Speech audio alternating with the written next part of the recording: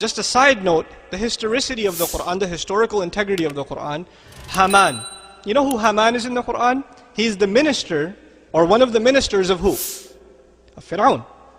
Hamaan is mentioned in the Quran about 6 times. And Allah tells us about Hamaan that Fir'aun commanded him to build him a tower. Fir'aun commanded him to build him a tower. Now, is there a mention of a Hamaan in the Bible? Sure. Is there a mention of Hamaan building a tower? Sure. But the Hamaan in the Bible didn't work for Fir'aun. He worked for another king named Xerxes in the biblical book of Esther.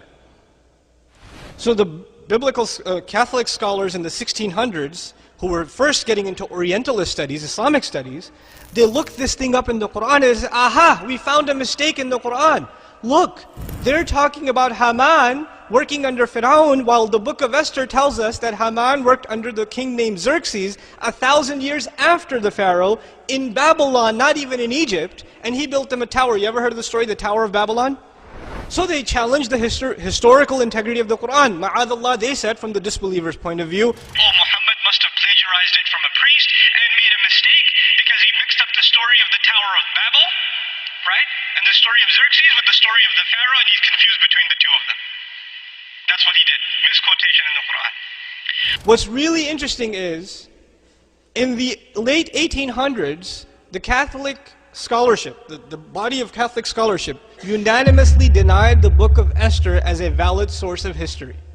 They acknowledged their own book, they acknowledged that their own book, unanimously, is legend, just stories made up, names made up. The Jewish encyclopedia even now tells you the book of Esther has no historical value. None whatsoever.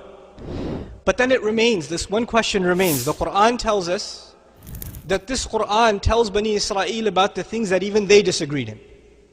Even they disagreed in some stuff, and this Quran tells them. This speaker is giving this to you. He can't be the speaker then. This knowledge is coming from somewhere else. Now check this out. You know Maurice Bucaille is a famous Muslim who wrote Bible, Quran, and science? Before he got into that subject, he was a historian. He wanted to study Islamic history. When he came across this problem presented by Catholic priests, he did a little research. You see, what happened in the late 1800s was the Egyptian hieroglyphics were now being revived as a language, because hieroglyphics had died. About almost 2,000 years before the Prophet ﷺ, Egyptian hieroglyphics had died as a language.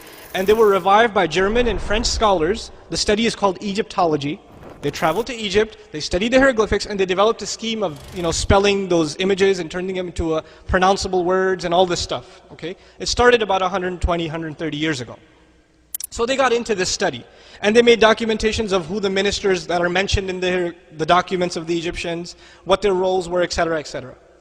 Maurice travels to France, goes to an Egyptologist and asks him, by the way, in your records, did you see any name Hamaan?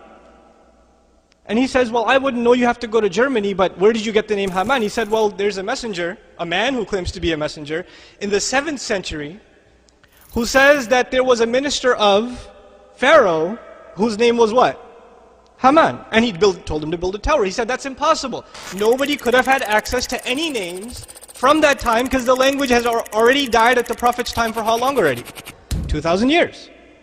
So he travels to Germany to look up the names of different architects and constructors and ministers under the name, under the Pharaoh, specifically under the Pharaoh at the time of historical era of Musa a.s., of Moses. What does he find? Hamaan, minister of the stone quarries, construction. This name is discovered in the 1900s. They actually have a statue in Austria, I believe. Hamaan written on it underneath. They revived it from Egypt. His name is Hamaan in Austria. The statue is sitting there. Now we don't know for sure if that's the Hamaan of the Quran, but still the name exists. The fact that he's in charge of construction exists, and this is something they didn't have, but which speaker had? The Messenger of Allah, but actually the speaker is who then? Allah subhanahu wa ta'ala.